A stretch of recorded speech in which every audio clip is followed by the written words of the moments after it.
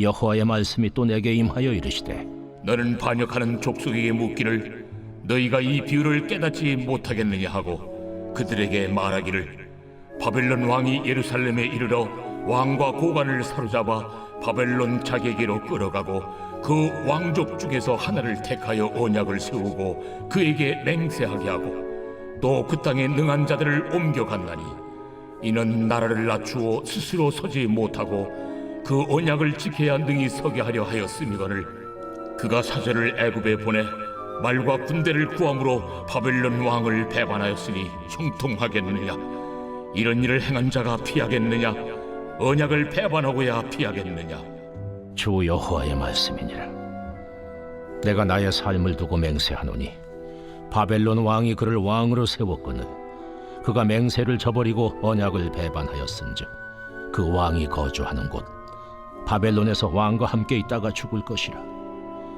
대적이 토성을 쌓고 사다리를 세우고 많은 사람을 멸절하려 할 때에 바로가 그 큰 군대와 많은 무리로도 그 전쟁에 그를 도와주지 못하리라. 그가 이미 손을 내밀어 언약하였거늘 맹세를 업신여겨 언약을 배반하고 이 모든 일을 행하였으니 피하지 못하리라. 그러므로 주 여호와의 말씀이니라. 내가 나의 삶을 두고 맹세하노니 그가 내 맹세를 업신여기고 내 언약을 배반하였은즉 내가 그 죄를 그 머리에 돌리되 그 위에 내 그물을 치며 내 올무에 걸리게 하여 끌고 바벨론으로 가서 나를 반역한 그 반역을 거기에서 심판할지며 그 모든 군대에서 도망한 자들은 다 칼에 엎드러질 것이요 그 남은 자는 사방으로 흩어지리니 나 여호와가 이것을 말한 줄을 너희가 알리라. 주 여호와께서 이같이 말씀하시되 내가 백향목 꼭대기에서 높은 가지를 꺾어다가 심으리라. 내가 그 높은 세 가지 끝에서 연한 가지를 꺾어 높고 우뚝 솟은 산에 심되 이스라엘 높은 산에 심으리니 그 가지가 무성하고 열매를 맺어서 아름다운 백향목이 될 것이요 각종 새가 그 아래에 깃들이며 그 가지 그늘에 살리라. 들의 모든 나무가 나 여호와는 높은 나무를 낮추고 낮은 나무를 높이며 푸른 나무를 말리고 마른 나무를 무성하게 하는 줄 알리라. 나 여호와는 말하고 이루느니라 하라. 오늘 우리가 함께 다루게 되는 본문의 말씀은 어제 큐티 본문과 계속해서 이어지고 있는 말씀입니다. 먼저 현재 에스겔 선지자에게 보여주시는 환상이 당시 역사적으로 종교적으로 어떤 의미를 갖고 있는지를 간단하게 한번 정리를 좀 해보려고 하는데요. 먼저 오늘 본문의 역사적 정치적 배경을 보면 바벨론의 느부갓네살 왕이 유다를 침공한 뒤에 여호야긴 왕을 폐위시키고 그의 삼촌이었던 matthena를 왕으로 세우면서 그 이름을 시드기야로 바꾸게 됐죠. 그게 주전 597년에 있었던 일입니다. 이때 시드기야는 바벨론과 맺은 충성 서약 그 언약을 통해서 바벨론의 속국 왕으로 통치를 하게 되고 외교나 군사적으로 바벨론에게 종속되어야만 했던 바로 그런 시기였습니다. 그러나 시간이 지나자 바벨론의 압박과 내부의 불만으로 인해서 시드기야는 바벨론에 대한 반기를 모색하게 되고요. 이때 남쪽의 강대국이었던 이집트, 바로 그 애굽과 동맹을 맺어서 군사적인 지원을 받으려고 하는 계획을 갖게 됩니다. 이는 바벨론과의 서약을 깨트리는 행위가 되는 것이고 실질적으로 국제 정치 질서 속에서 약소국이 강대국 사이에서 줄타기를 하다가 사실은 더 큰 화를 자초한 사례가 바로 오늘 본문의 역사적 배경입니다.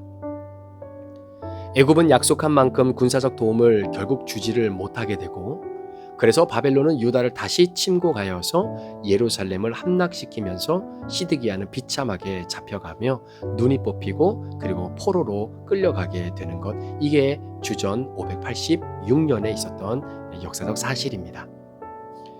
자, 종교적인 측면에서 보면 하나님은 에스겔 선지자에게 현재 벌어지고 있는 모든 결과의 원인은 너희들이 언약을 파기했기 때문이다 라고 하시고 있는 겁니다. 바벨론과 맺은 조약은 단순한 국제 정치적 계약이 아니라 하나님 앞에서 맹세한 언약으로 여겨졌다라는 것이죠. 자, 그것이 오늘 본문 17절, 18절에 이렇게 기록되어 있습니다. 대적이 또 성을 쌓고 사다리를 세우고 많은 사람들을 멸절하려 할 때에 바로가 그 큰 군대와 많은 무리로도 그 전쟁에 그를 도와주지 못하리라. 그가 이미 손을 내밀어 언약하였거늘 맹세를 업신여겨 언약을 배반하고 이 모든 일을 행하였으니 피하지 못하리라 라고 말입니다. 시드기야가 바벨론에 반역한 것은 단순히 정치적 반란이 아니라 하나님 앞에서 맹세를 어기고 거짓을 행한 영적 배신으로 규정하고 있다는 사실입니다. 선지자 에스겔과 예레미야는 시드기야가 바벨론을 거슬려 애굽에 의지하는 것을 하나님의 뜻에 반하는 행위로 꾸짖게 됐지요. 하나님께서는 바벨론을 징계의 도구로 사용하셨기 때문에 시드기야가 바벨론의 멍해를 받아들이는 것이 순종의 길이었지만 그는 군사적 힘과 외교에 의존하고 결국 하나님의 말씀, 그 언약을 무시하게 됩니다. 따라서 애국과 동맹을 추진한 것은 단지 실패한 외교 정책이 아니라 하나님을 불신하고 우상 숭배로 이어지는 길이었기 때문에 이것이 예루살렘 멸망의 신속한 원인이 된 것이죠. 자, 그런데 여러분 한번 곰곰이 생각해 보시겠습니까? 만약에 여러분이 시드기야 왕이었다면 당연히 바벨론의 지배로부터 벗어나기 위해서라도 애굽과 손을 잡지 않으시겠습니까? 또 반대로 한번 생각을 해보면요. 남유다가 바벨론으로부터 벗어나기 위해 애굽의 도움을 빌렸다면 설사 애굽과 동맹을 맺고 난 이후에 바벨론으로부터 벗어났을지라도 남유다는 또다시 애굽의 속국으로 전락되는 것이야 당연한 사실 아니겠습니까? 마치 이런 겁니다. 여러분 17세기 초에 조선이라고 하는 나라는 이미 국력이 매우 약화된 상태였기 때문에 당시 북방의 후금이라고 불리어지는 청나라의 세력과 결국은 맞닥뜨리게 됩니다. 당시 조선의 왕이었던 인조가 초기에 청나라가 이제 급성장하면서 조선이라고 하는 나라의 군신 관계, 그러니까 신하와 왕의 관계를 요구했지만 여러분 조선이라고 하는 나라는 전통적으로 오랫동안 사대 관계를 유지했던 명나라의 충성을 고집하게 됩니다. 이때 청나라의 압력에도 불구하고 조선은 명나라의 군사 원조를 요청하고 심지어 청나라와 맞서서 전쟁한 이후에도 명나라의 의존 정책을 조선은 계속해서 고수하게 됐지요. 결국 명나라는 이미 쇠퇴기에 접어들어서 조선을 실질적으로 도울 여력이 군사적으로 외교적으로 없었습니다. 결국은 1636년에 병자호란이 발발하면서 조선은 청나라에 굴복하고 군신 관계를 맺게 됩니다. 마치 시드기야가 애굽에 의지했지만 애굽이 도와주지 못했던 것과 너무나 유사한 역사적 사실이기도 합니다. 여러분 미가서 4장 11절 12절의 말씀에 보면 이스라엘 백성들이 바벨론 포로로 끌려갈 것을 예언하는 선지자들의 고백에 대한 반응이 기록되어 있는데요. 당시 이방 사람들은 하나님이 선택한 백성이 결국 이방 나라에 의해서 포로로 끌려간다라는 사실을 보고 시온이 더럽게 되고 우리 눈으로 바라보기를 원하노라 이렇게 조롱하며 기록하고 있는 내용을 보게 됩니다. 그러나 이어지는 12절 말씀에 그들이 여호와의 뜻을 알지 못하며 그의 계획을 깨닫지 못한 것이었기 때문에 이렇게 말할 수밖에 없다는 내용의 말씀이 이어지고 있는 거지요. 여러분 그렇습니다. 하나님의 계획을 알지 못하면 순간 애굽을 의지할 수밖에 없습니다. 그런데 참 이상한 것은 지금 내가 의지하고자 하는 애굽 역시 나를 궁극적으로 지켜내주지 못할 것을 알면서도 임시방편적으로나마 도움이 될 것 같더니 붙잡는 거예요. 나중에 후회할 망정 지금이 중요하니까 우선 붙잡고 보자라는 겁니다. 하나님의 계획은 백향목 꼭대기에서 높은 가지를 꺾어다가 다시 심으시는 것이었습니다. 그래서 가지가 무성하고 열매를 맺어서 아름다운 백향목 즉 이스라엘로 다시 회복시키시겠다라는 것이었습니다. 하나님이 높여주셔야 높아지는 것이지 내가 높아지려고 하는 것은 하나님이 하나같이 낮추시겠다라고 하는 말씀입니다. 애굽을 의지해서 얻게 되어진 푸른 나무들의 잎사귀 역시 하나님이 마른 나무의 잎사귀가 되게 하시겠다라는 것입니다. 이 말씀은 하나님은 당신 자신만을 의지하기를 원하신다라는 거지요. 이유는 하나님의 질투가 많으셔서 그런 것이 아니라 하나님만을 의지해야 말씀을 붙들어야만 살 수 있기 때문에 그렇습니다. 그러니까 우리를 살리기 위해서다라는 것이죠. 자, 그렇다면 하나님을 의지한다는 것이 여러분 무슨 의미일까요? 저는 그것이 말씀을 붙잡는 큐티라고 생각합니다.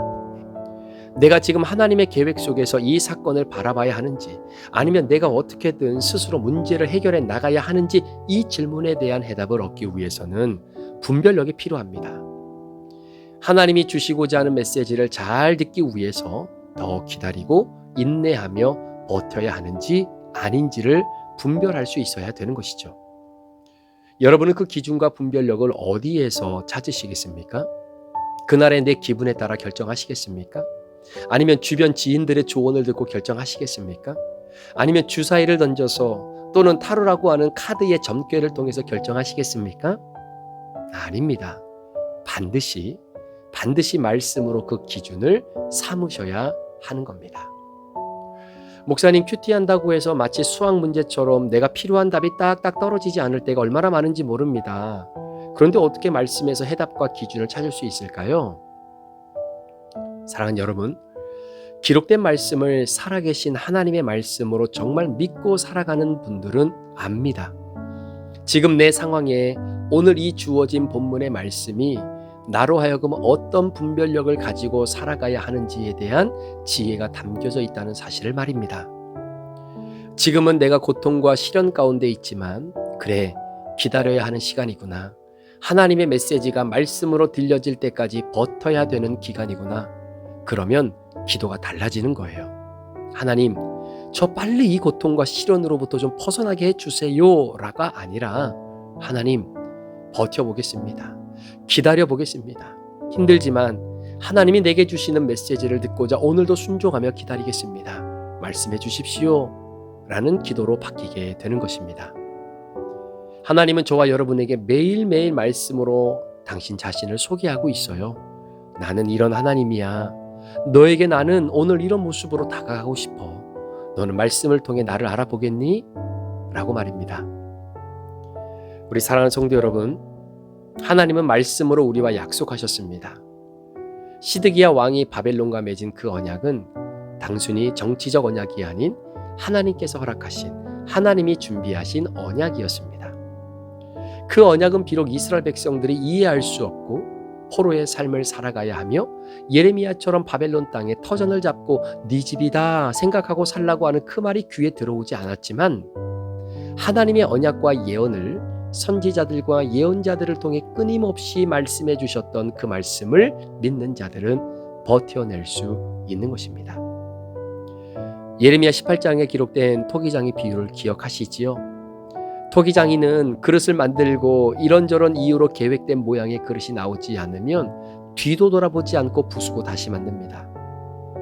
여러분, 토기장이신 하나님께서 우리를 빚어가실 때 기억하십시오.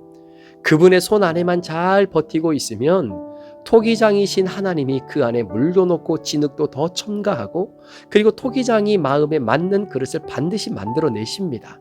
따라서 우리가 해야 할 것은 다른 것이 아니라 그 하나님의 손 안에서 잘 버티는 겁니다. 버티고 버티다 보면, 아, 토기장이신 하나님이 나를 이런 그릇으로 만드시려고 그때 더 진흙을 첨가하셨구나. 아, 그때 더 물을 더 많이 부어 놓으셨구나 라는 것을 깨닫게 되는 것입니다. 그러기 위해서는 말씀을 더 붙잡으시기를 축복합니다. 그리고 그 안에서 내게 주시는 메시지를, 내가 어떤 죄를 짓고 있는지를, 어떻게 하면 주님 앞으로 더 가까이 나아갈 수 있는지를 발견하는 저와 여러분 되시기를 축복합니다. 그래서 큐티는 매우 중요합니다. 매일매일 정해진 본문을 그 하나님과 대화하는 훈련이 하루하루 쌓여갈 때 우리는 경고망동하지 않고 영적인 안전감을 유지하며 하나님의 뜻을 기다리는 사람이 될 수 있는 것이죠. 오늘 하루도 그렇게 살아가는 우리 모든 성도님들의 삶이 되시기를 우리 구주 예수 그리스도의 이름으로 간절히 축복합니다. 기도하시겠습니다. 하나님 아버지, 오늘 우리에게 주어진 삶, 하나님께서 허락하신 계획을 우리가 이해할 수 없습니다.